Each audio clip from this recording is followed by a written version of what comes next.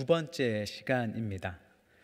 데살로니가 전서에서도 그랬고 또 데살로니가 후서에서도 그랬고 두 서신 모두에서 사도 바울은 예수님의 재림에 대해서 다루고 있습니다.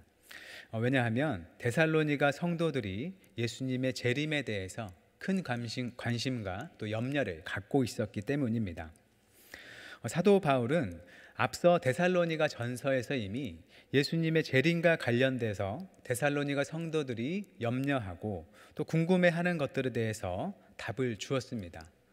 예수님께서 재림하시기 전에 먼저 죽은 성도들은 어떻게 되는가 하는 문제에 대해서 죽은 자들도 다시 살아나서 재림하시는 예수님과 함께 하게 될 것이라고 알려주었습니다.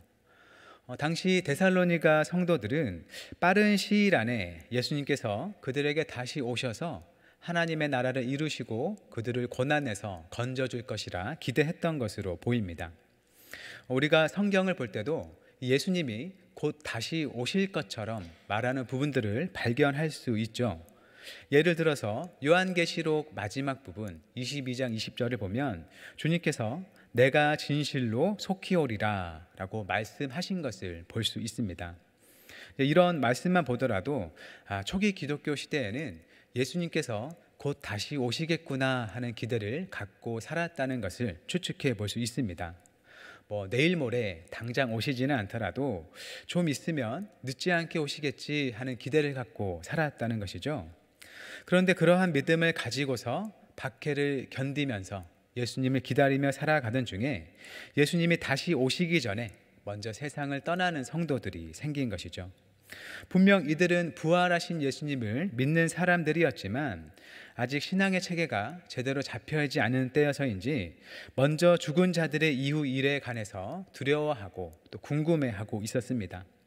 사도 바울은 그런 그들에게 믿음 안에서 죽은 자들의 그 부활에 관해 알려주면서 그들을 위로하고 또 안심을 시켜 주었던 것이죠.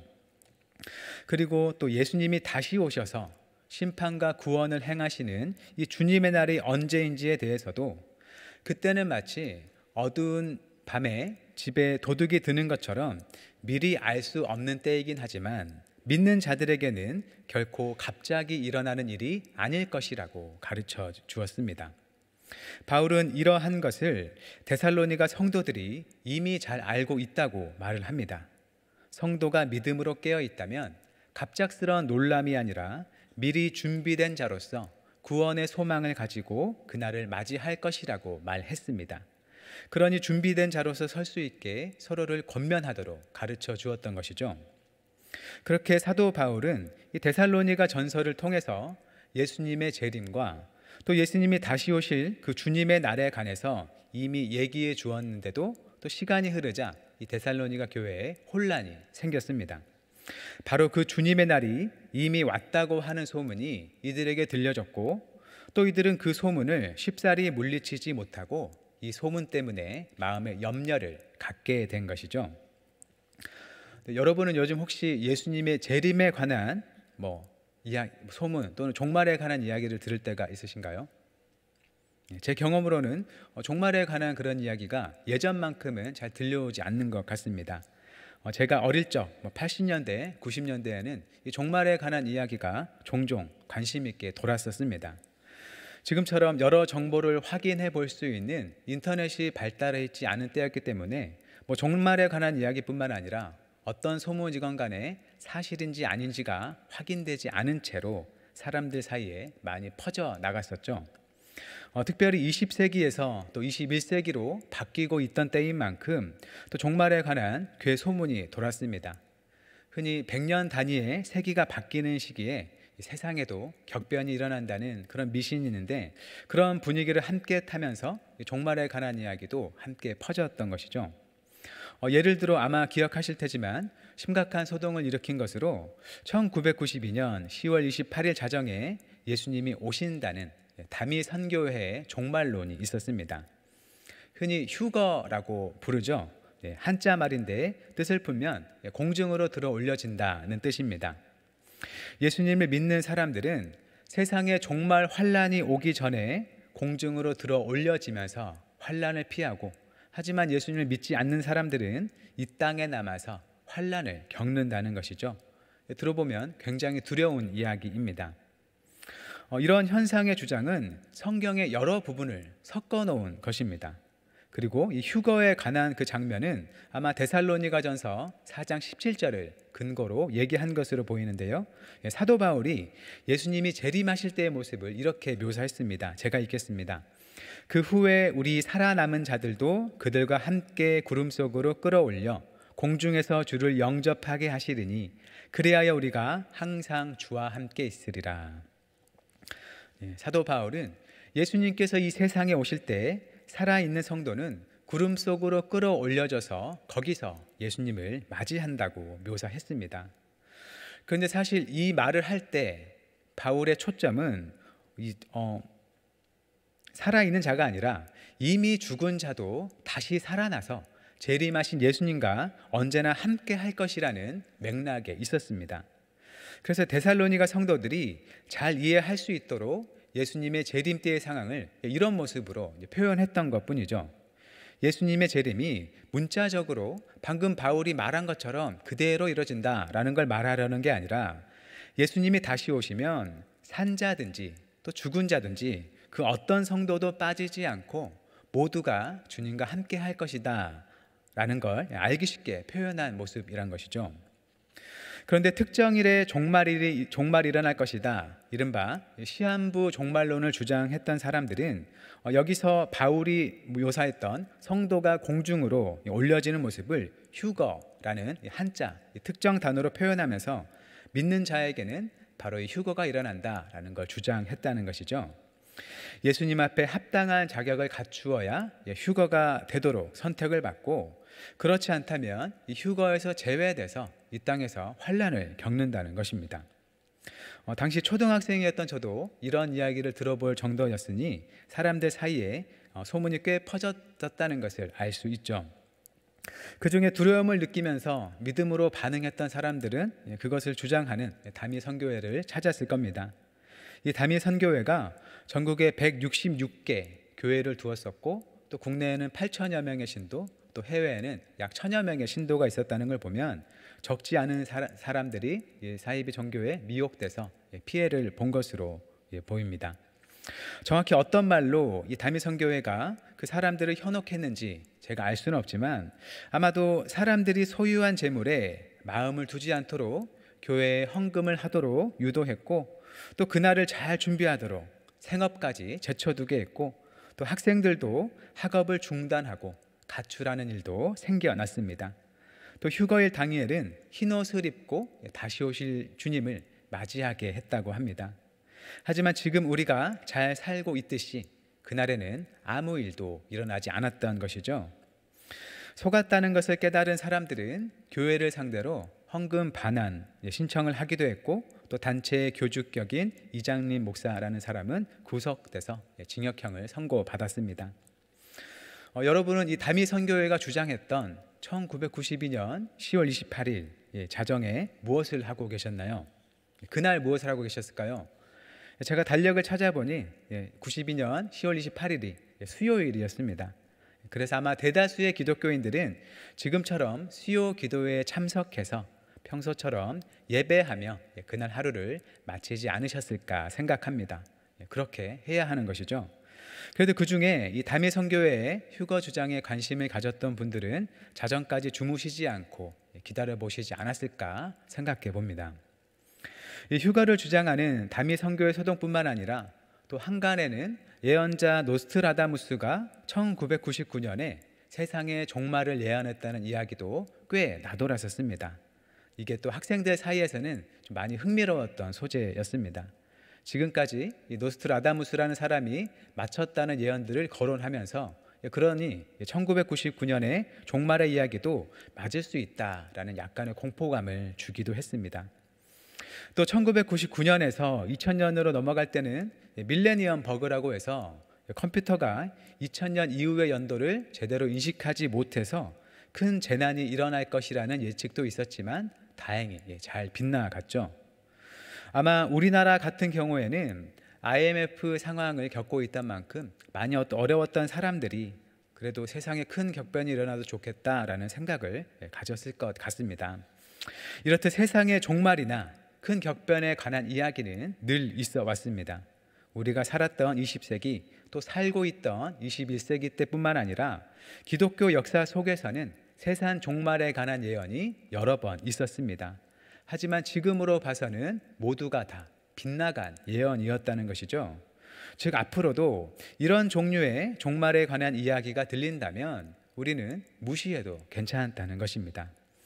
예수님께서 이미 말씀하셨고 또 사도 바울도 말했듯이 그날은 아무도 모른다는 것이죠. 우리가 마음을 써야 할 것은 그때가 어느 때인지를 미리 예측해서 그날이 가까이 올수록 그 일을 잘 준비하는 것이 아니라 그날이 언제 찾아오건 두려움이 아니라 믿음을 가지고 감사와 기쁨으로 맞이할 준비를 하는 것입니다. 본문 1, 2절 말씀을 우리 함께 읽어보겠습니다. 시작. 형제들아, 우리가 너희에게 구하는 것은 우리 주 예수 그리스도의 강림하심과 우리가 그 앞에 모임에 관하여 영으로나 또는 말로나 또는 우리에게서 받았다 하는 편지로나 주의 날이 이르렀다고 해서 쉽게 마음이 흔들리거나 두려워하거나 하지 말아야 한다는 것이라. 아멘. 네, 바울은 지금 하는 말을 두고 여러분에게 구한다, 간청한다 라고 표현합니다. 제발 그리 해달라는 것이죠.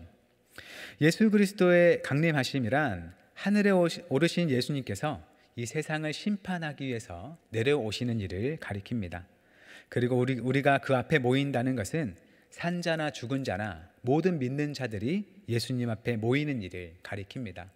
즉, 이 주님의 날은 그리스도이신 예수님께서 심판과 구원으로 이 세상을 새롭게 하시는 날입니다. 바울은 이 데살로니가 성도들이 이 일에 관해서 쉽게 마음이 흔들리거나 그 일에 관련해서 두려워하지 말아 달라는 것이죠. 왜냐하면 이들은 이미 주님께 택함을 받고 믿음을 갖고 살아가는 사람들이기 때문입니다. 그 날에 관해서 두려워해야 할 사람들은 믿음을 가지고 하나님 편에 선 성도들이 아니라 믿음 밖에 있는 사람들이어야 한다는 것이죠. 그런데 바울이 그 믿음의 삶에 대해서 많은 칭찬을 하고 있는 이 데살로니가 성도들이 그날에 대해서 두려워하고 있으니 그게 너무나 안타까운 것입니다. 바울은 이미 데살로니가 전서를 통해서 주님의 날에 관한 가르침과 주의를 주었습니다. 그날이 믿지 않는 자들에게는 갑작스러운 두려운 날로 다가올 테지만 깨어 믿는 자들에게는 그렇지 않을 테니 늘 믿음으로 살아가도록 이미 격려를 했습니다. 그런데 어디서 온 소문인지 분명하지 않지만 그날이 이미 왔다는 소문 때문에 데살로니가 성도들이 두려워하고 있는 것이죠. 믿음을 가지고 있고 또 믿음을 따라 살아가고 있음에도 불구하고 혹시 하나님의 진노를 피하지 못할까 봐 두려운 모습을 보이는 것입니다. 사도 바울은 강하게 그러한 주장을 배격합니다.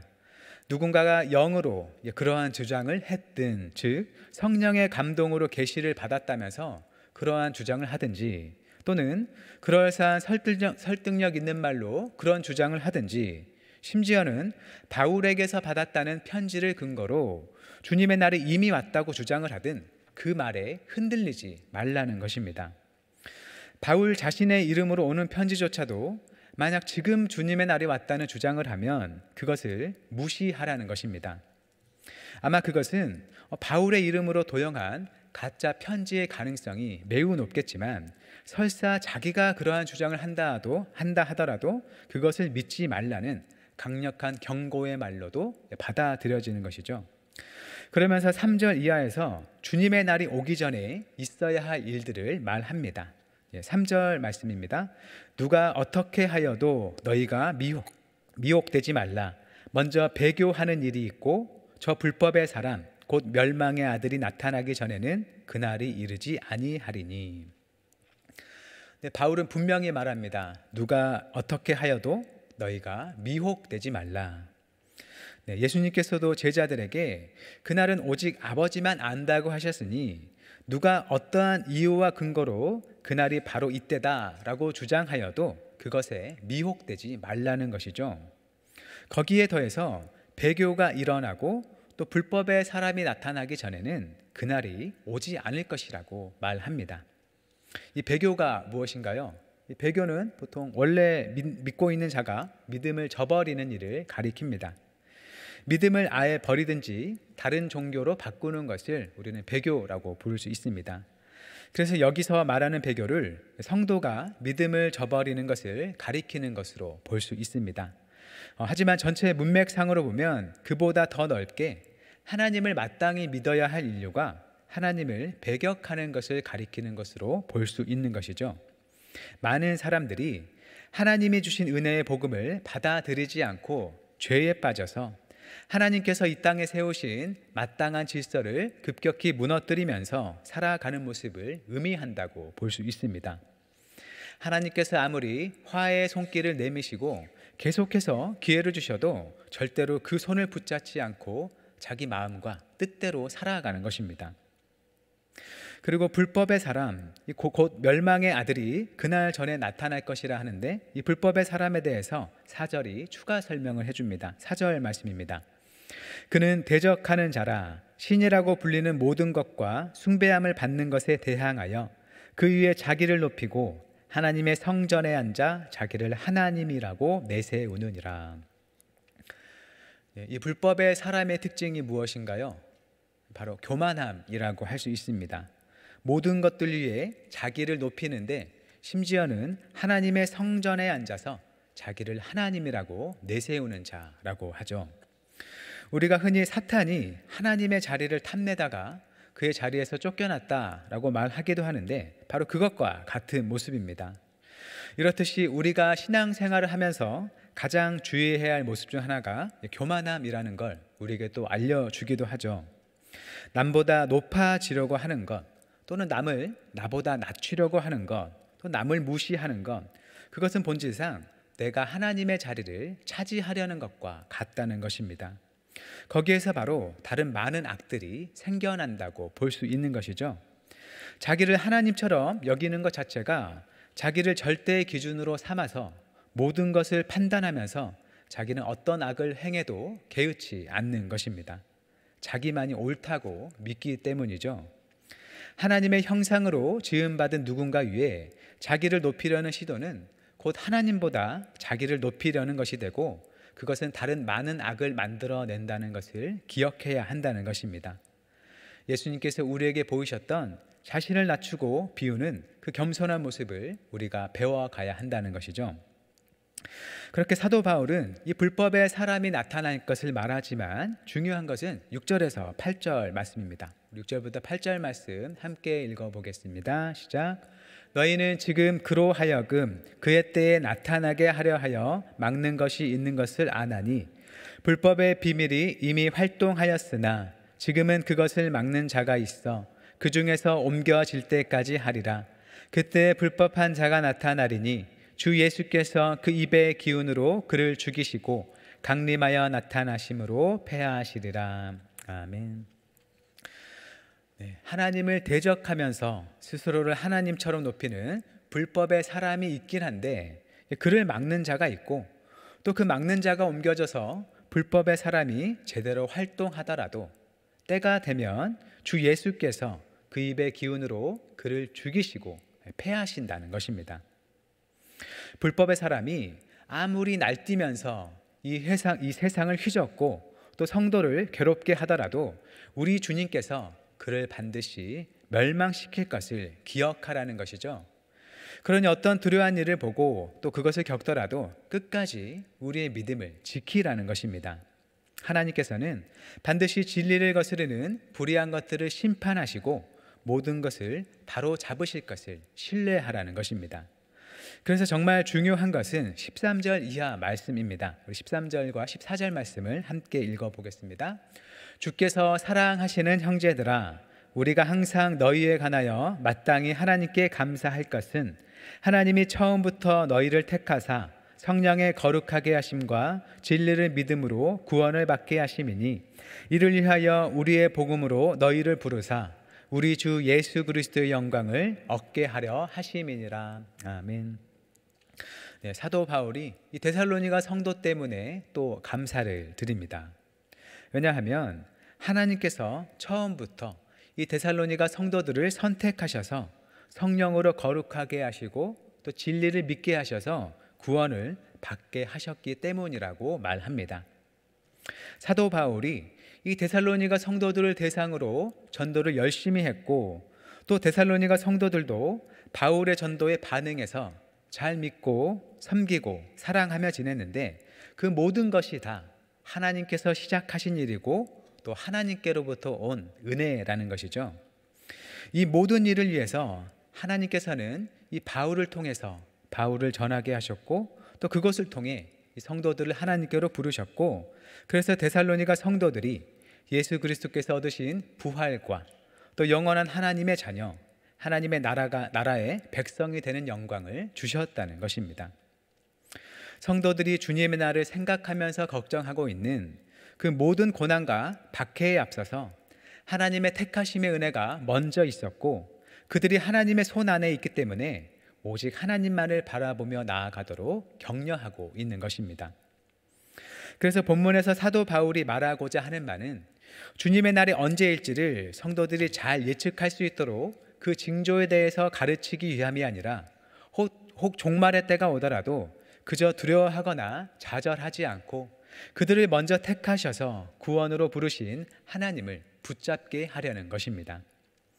미래에 대한 예측을 말하는 것이 아니라 어떤 두려운 종말의 사건들 앞에서도 믿음으로 굳건히 설 수 있도록 위로하고 격려하는 것이죠. 그래서 마지막으로 이렇게 권면합니다. 15절 말씀 함께 읽어보겠습니다. 그러므로 형제들아, 굳건하게 서서 말로나 우리의 편지로 가르침을 받은 전통을 지키라. 아멘. 네, 주님의 날이 아직 오지도 않았거니와 심판의 주님의 날이 왔다고 해서 두려워하지 말고 굳건하게 서서 이미 바울에게서 말과 편지를 통해 전해받은 가르침을 잘 지키라고 합니다. 이미 데살로니가 전서에서 했던 말의 반복인 것이죠. 그날이 언제 오건 주님의 은혜와 믿음과 가르침 안에 있다면 그날은 결코 갑작스러운 두려움으로 오지 않고 주님과 함께하는 구원을 얻는 기쁨의 날로 올 것이라는 것입니다. 이들에게는 새로운 가르침이 필요하지 않고 또 앞날을 향한 계산이 필요하지 않습니다. 그저 그들에게 이미 주어진 은혜 안에서 이미 주신 가르침을 따라 살아가는 것이 중요하다는 것이죠. 바로 그것이 성도가 곁길로 빠지지 않고 하나님의 은혜 안에 머무는 길이라는 것입니다. 우리가 사도 바울이 이 데살로니가 성도들에게 권면하는 것과 같은 자세로 이 세상을 살아가기를 바랍니다. 우리 중 어느 누구도 주님께서 다시 오실 날을 아는 사람이 없고, 또 여러 두려운 일 앞에서도 하나님의 은혜와 사랑은 흔들리지 않고 또 변함이 없습니다. 그러니 그 은혜 안에 머물러 살아가자는 것입니다. 우리에게 주어진 삶의 길 역시 동일하게 주님의 가르침 안에 살아가는 것뿐이라는 것입니다. 지금 시대는 아마 종말에 대한 염려 때문에 주님의 은혜를 놓치기보다 오히려 종말에 대한 무관심 때문에 은혜를 놓치는 때로 보입니다.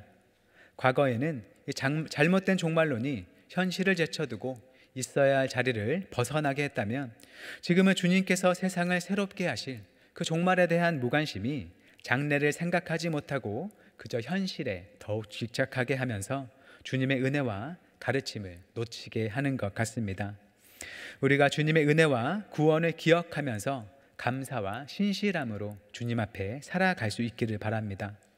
비록 내 눈앞에 일어나는 일이 나를 힘들게 하고 또 나에게 거기서 벗어날 소망이 없는 것처럼 보일지라도 주님께서는 반드시 오셔서 모든 성도를 그가 처한 공궁에서 건져내실 것입니다. 우리는 할 수 없더라도 주님께서는 반드시 그렇게 하십니다. 우리가 이 땅에서는 경험할 수 없었던 진짜 구원과 주님의 나라로 우리를 들으실 것이라는 말입니다. 그 소망을 가지고 우리에게 주어진 이 땅의 삶을 주님 앞에서 주님의 가르침을 따라 살아갈 수 있기를 바랍니다. 하나님께서 그 모든 길에서 참 위로와 평강을 주실 것입니다. 우리 마지막으로 이 본문 16절과 17절에 있는 데살로니가 성도를 위한 바울의 기도를 우리를 위한 기도로 여기면서 16절 17절을 함께 읽고 설교를 마치겠습니다. 함께 읽겠습니다. 16절과 17절 시작. 우리 주 예수 그리스도와 우리를 사랑하시고 영원한 위로와 좋은 소망을 은혜로 주신 하나님 우리 아버지께서 너희 마음을 위로하시고 모든 선한 일과 말에 굳건하게 하시기를 원하노라. 아멘. 기도하겠습니다. 사랑의 하나님, 주님께서 우리를 위한 모든 일을 마치시고 하늘에 오르신 후 이제 다시 오실 그 날을 기다립니다. 그 주님의 날이 언제일지 알지 못하지만 세상 유혹에 넘어지지 않고 언제나 주님을 믿고 의지하며 살아가게 하옵소서. 시대를 분별하는 지혜를 주시고 주님 안에 있다면 그 어떤 일도 놀람으로 다가올 수 없다는 것을 생각하며 주님만을 붙잡게 하옵소서. 우리가 주님의 자녀가 된 것이 오직 먼저 택하시는 주님의 은혜임을 생각하며 감사로 주님의 가르침을 따르며 성도로서의 마땅한 삶을 살아가게 하옵소서. 고난 속에서 위로가 넘치게 하시고 또 그 중에서도 주님의 선한 길을 따를 힘과 은혜를 더하여 주옵소서. 예수님의 이름으로 기도드립니다. 아멘.